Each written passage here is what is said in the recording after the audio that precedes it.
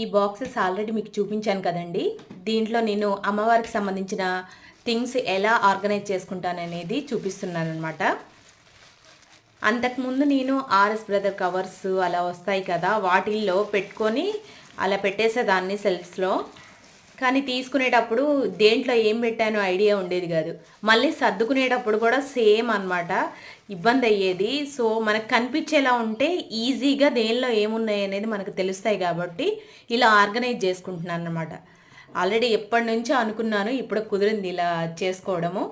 ఆ background clothes కానీ, table మీద వేసే క్లాత్లు కానీ, అమ్మవారికి చేతిలో సెట్ చేయడానికి పెట్టే స్టిక్స్ కానీ, మీరు చూస్తున్నది అమ్మవారి హెయిర్ అనమాట, హెయిర్కి సంబంధించిన బాక్స్ అది. సో ఇవన్నీ కూడా నాకు దీంట్లో పట్టాయండి. కిరీటం కూడా నేను ఓన్గా చేసింది, అది కూడా దీనిలో పట్టేసింది అనమాట. సో హ్యాపీ అనమాట.